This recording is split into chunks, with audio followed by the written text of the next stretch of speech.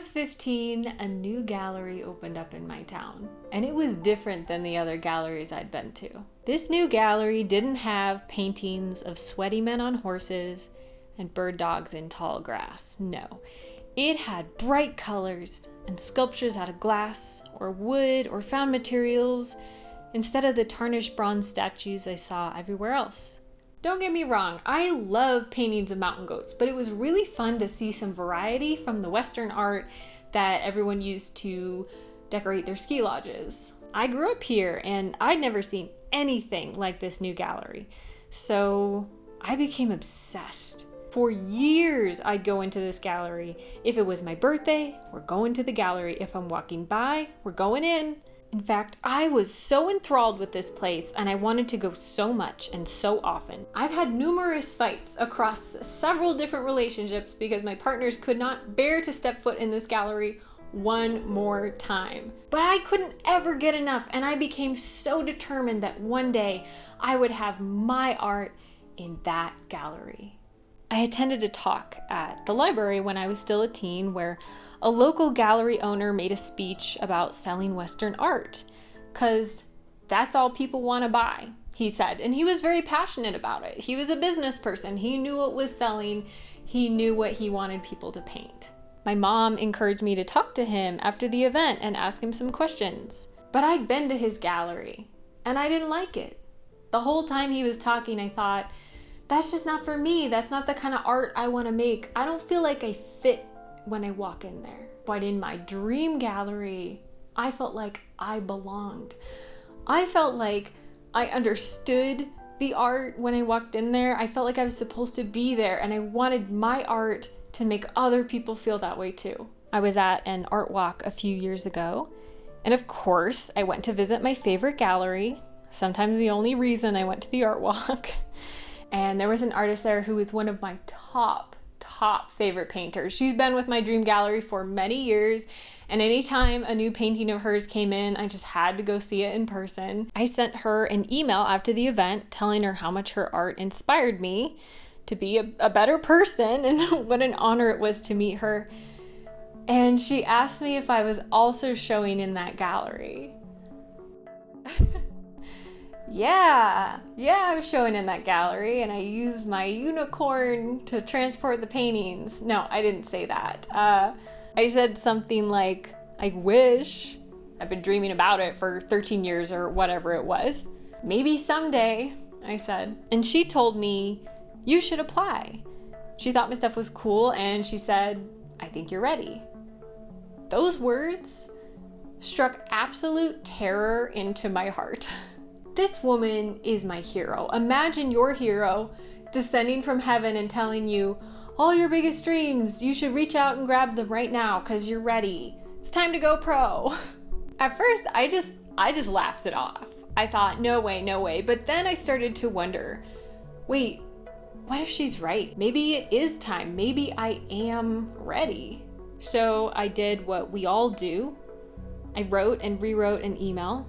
And I had my sister, who is an English major, read over it, and then I rewrote it again. I even printed it out and read it aloud to myself, because if I was going to apply to this gallery, it had to be perfect. I know it may sound silly from the outside, but this was my dream. I didn't have a surplus of dreams at this time.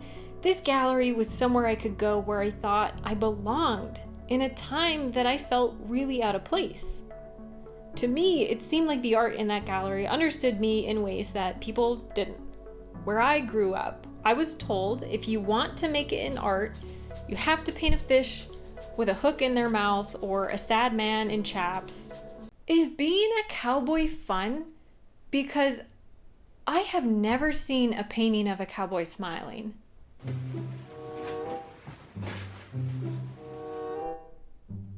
Okay, so I googled it and it turns out cowboys never smile, but cowgirls do.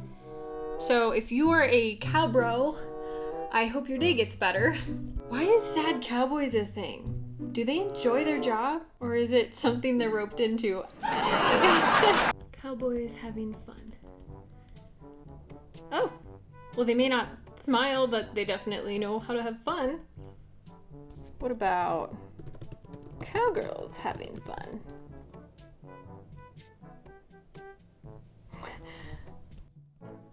Selling art online wasn't a big thing when I was starting out, when I was talking to people and trying to find mentors. I was told you have to have a gallery if you want to do this, so I really thought that was my only option. I was really nervous to finally apply, but I'm an optimistic person. I truly thought this was it, and I was gonna get into this gallery and my art would be on those walls, and then teenagers would walk in and feel like they belonged somewhere because of my paintings. So I sent the email. And you already know what happened. They didn't want my stuff. And I was devastated and I cried for days and it was super dramatic. And I'd spent years telling everyone I knew how someday I'd be in that gallery. So every time someone asked me, did you get in? Or have you thought about applying to that one gallery? I think you'd fit in there. It was just like a tiny knife stabbing my heart. And then every time the gallery would add a new artist, it was so hard to be happy for them because I really just wanted it to be me. I had to unsubscribe from the gallery emails because it just made me so sad. And at the time, I felt my art career was just stalled and that I'd never be able to get over it. But it turns out that dreams are a dime a dozen. They pop up everywhere. You can get them, you can get more. Everything worked out fine because I know now there are lots of ways to be an artist and you don't have to have a gallery, and I wasn't sentenced to paint saddles with ropes on them if I wanted to continue my career in Montana. One avenue closed for me, but there were so many other ones that I didn't even know existed until then. But here's what I want to say. If you're an artist with a big dream, some people aren't going to want your art.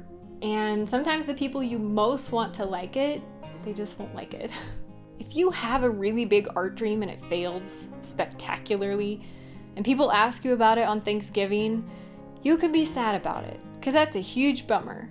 But you can have more than one dream. Getting rejected by my dream gallery didn't mean I had to stop painting. My main motivation is still here. I still want people to see my art and feel like they have a place to exist, feel like they belong somewhere.